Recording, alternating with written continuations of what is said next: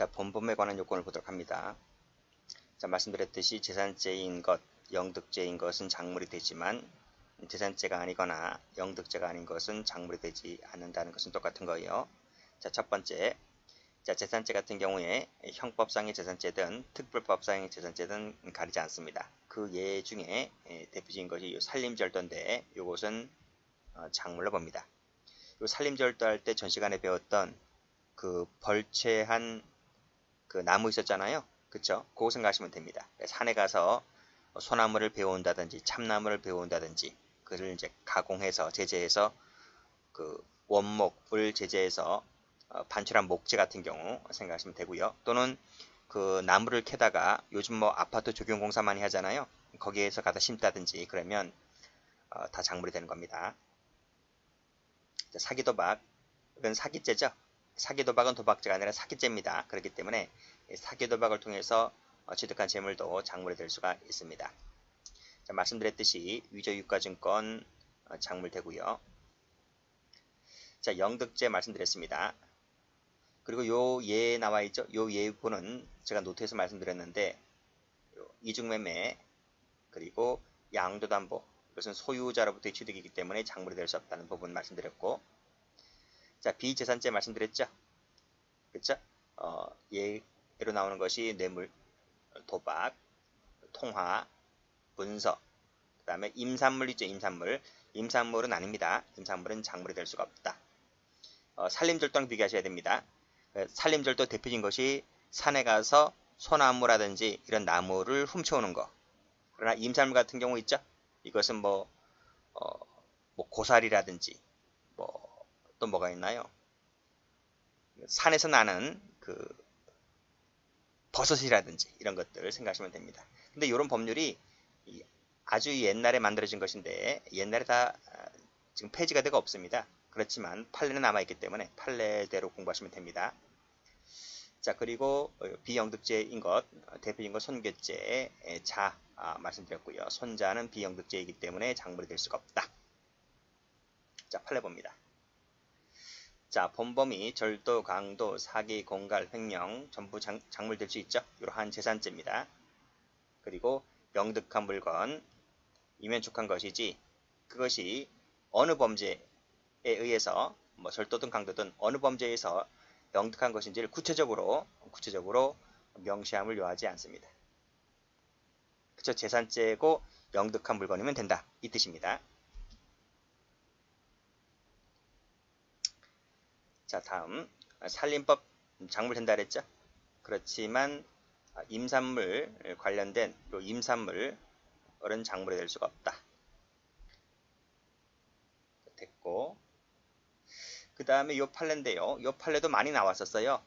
여기 채무자, 이 사람이 소유자라 그랬죠? 자, 요 첫 번째 줄 한번 읽어볼게요. 양도담보 제공자가 담보물을 임의 처분하여 배임죄를 범했을 때 동물건이 작물이 될 수 있느냐? 안 됩니다. 왜냐하면 이 양도담보 같은 경우에 요 채무자가 소유자이기 때문에 소유자로부터 취득한 물건은 작물이 될 수 없다고 말씀드렸습니다. 그런 얘기입니다. 세무치는 겁니다. 안 되는 것이니까요. 그래서 밑에 보시면 작물이 될 수가 없어서 위 타인이 그러한 사정을 알면서 취득했다 할지라도 작물 취득이 되지는 않는다. 까지만 봐두시고요. 여기서 좀 수정할 부분이 있습니다. 판례가 변경된 건 아닌데 이 판례를 찾아보면요. 이 판례가 폐기된 판례라고 나오질 않습니다. 그런데 우리가 양도담보를 배웠잖아요. 우리 저 배임죄 팔타 할 때. 그래서 최근 전원합의체 판결에 따랐을 때 채무자가 채권자에게 양도담보로 제공한 물건을 임의처분하면 배임죄 된다 그랬어 안 된다 그랬어? 배임죄가 안 됩니다. 여기 배임죄가 안 돼요. 이 부분은 판례가 바뀌었다는 거예요. 그래서 이 배임죄가 안 되는 부분은 판례가 변경되었다. 이렇게 필기해 두시면 됩니다. 근데 작물은 시험은 여기가 나오는 거예요. 작물이 안 된다가 이게 나오는 것이지 배임죄를 갖고 나오진 않아요. 근데 혹시 출제자가 이걸 모르고 낼 수도 있기 때문에 이 판결 요지대로 푸시면 됩니다. 근데 여러분들은 출제자보다 한 수 위이기 때문에 출제자가 이거 잘 모르고 냈구나. 이렇게 가볍게 건너뛰시고 작물이 된다 안 된다 갖고만 판단하시면 됩니다.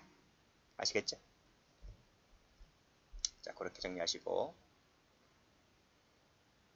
그래서 이게 왜 배임죄가 안 됐나요? 요것은 이제 왜냐하면 이건 자기 사무로 봤어요. 타인 사무가 아니라 자기 사무로 보기 때문에 배임죄가 안 되는 거예요. 그렇게 보시고 요게 이 판례에서는 이것이 중요한 것이 아니라 작물이 되지 않는다. 이게 중요한 겁니다. 자, 실현 정도 가보자. 자, 구성요건에 해당하고 위법성까지 나아가야만 합니다. 위법성까지만 나아가면 되는 것이지 굳이 책임, 소추조건, 처벌조건을 요하지 않습니다. 이렇게 보는 것이 다수설입니다.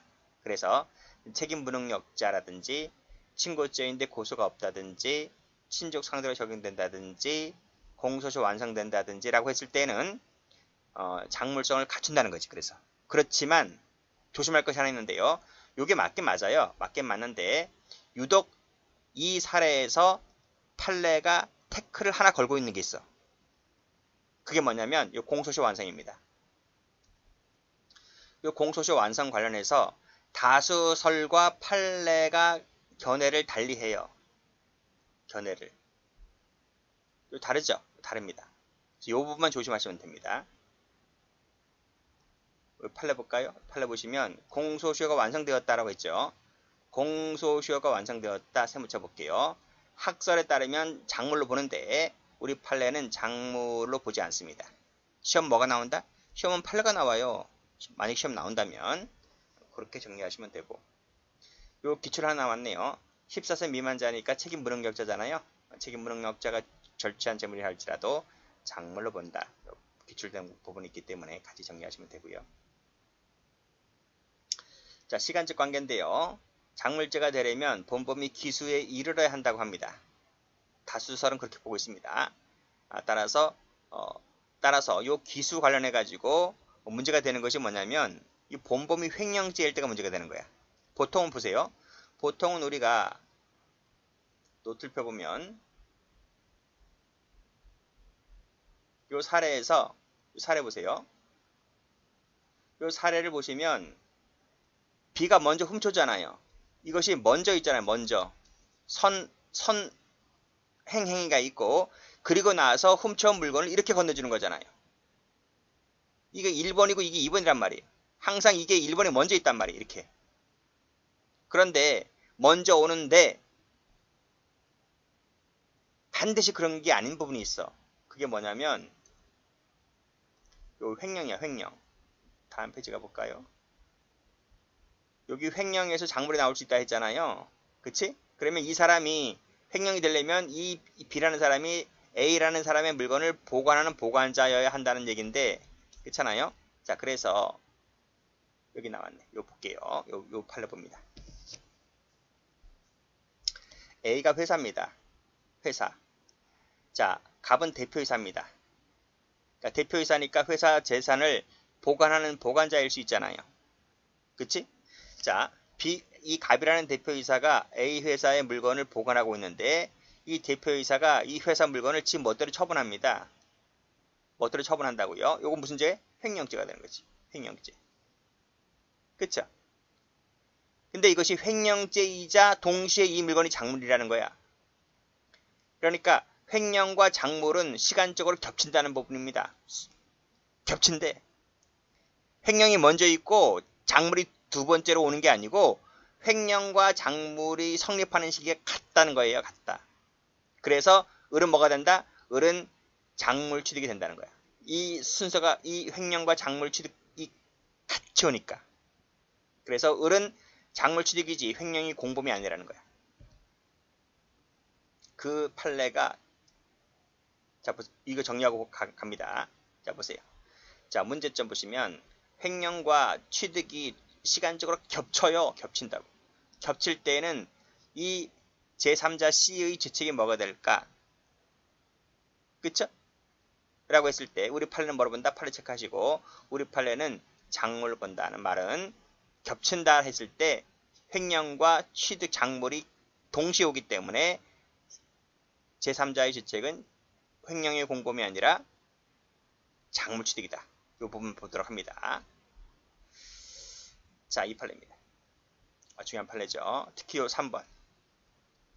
출제가 많이 되었어요. 자, 보세요. 요 갑이라는 사람이 누구냐면 대표이사입니다. 대표이사. 근데 대표이사라고 안 써져. 이 시험에서는요. 요 판례 그대로 나오니까요. 회사 자금을 갖고, 그러니까 갑은 대표이사죠. 보관자죠. 대표이사 갑이 회사 자금으로 을에게 주식 매각 대금죄로 지 멋대로 처분했단 말이에요. 그러니까 요게 뭐야? 요게 횡령이면서 동시에 작물인 거지. 이 부분이. 이게 나오지? 횡령이 기수가 되면서 동시에 그 물건은 작물이기 때문에 상대방은 작물취득이다. 이런 말이에요. 시험에 많이 나왔던 판례입니다. 올라가 봅니다. 자, 갑은 뭐다? 대표이사란 말, 대표이사.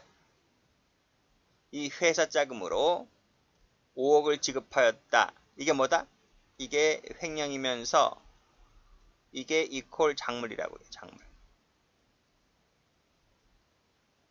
을은 이 돈이 회사 돈일지도 모른다고 생각했다는 말은 미필적 고의가 있는 거야. 고의가 있는 거야, 고의. 고의가 있기 때문에 이 사람 뭐가 된다? 이 사람은 작물 취득이 된다.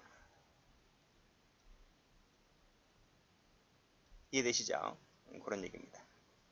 뭐 꺽쇠 1번은 표현서를 얘기하고 있는 거고 여기 꺽쇠 2번도 시험에 많이 나왔지만 뭐 다 아는 거잖아요. 작물일지도 모른다. 이게 뭐다? 미필적 인식이다.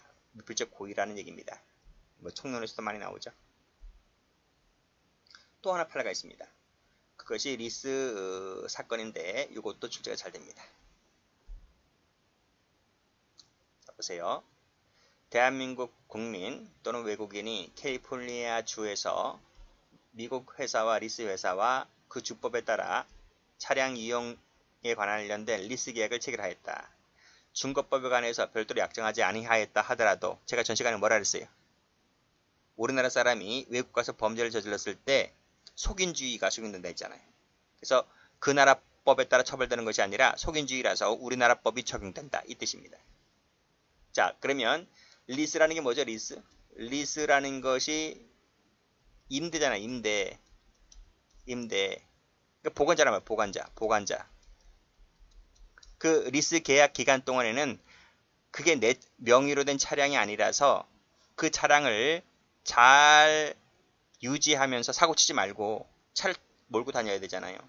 근데 이 사람이 이 갑이라는 보관자가 그 기간 중에 이 차량을 지 멋대로 처분합니다. 이게 뭐다? 이게 횡령이란 말이에요. 횡령. 횡령이면서 이 물건이 작물이다. 이 얘기입니다. 그쵸?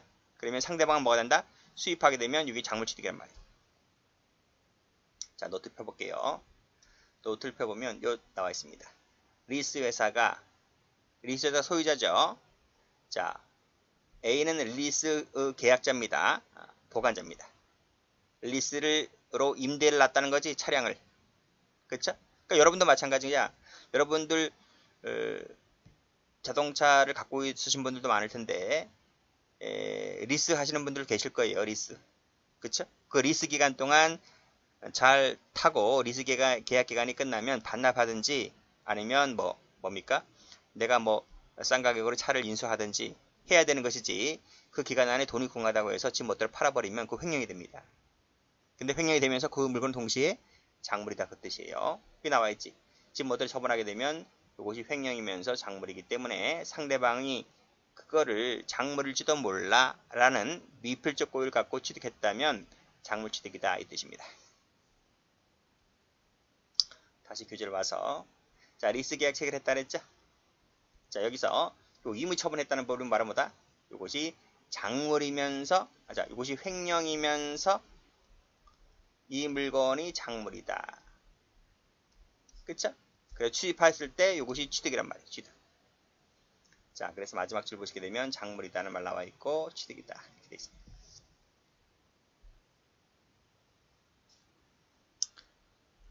자, 다음 페이지 가보시면 이제 마지막 부분인데 위법 상태가 존재할 것이라고 말씀드렸습니다. 자, 소유권을 취득했을 때에는 위법성이 탈락되기 때문에 그때는 작물성이 상실됩니다. 그 대표적인 것이 수탁자 말씀드렸고 여기 수탁자 말씀드렸습니다. 요 종중 나와 있죠, 종중. 종중은 명신탁 법리에서 종중은 여전히 유효하죠. 유효한 명신탁일 때 요 수탁자가 대외적으로 소유권자로 간주가 되기 때문에 이 사람이 여기 나와 있네, 친절하게. 그래서 지 멋대로 처분하게 되면 요것은 처분한다 할지라도 작물이 된다 안 된다? 작물이 되지를 않는다. 그렇죠? 요 3자는 작물이 되지를 않는다. 뭐밖에 안 됩니까? 그래서 갑에게는 횡령죄밖에 안 되는 거예요. 상대방은 무죄가 됩니다. 그렇게 정리해 주시면 되겠네요.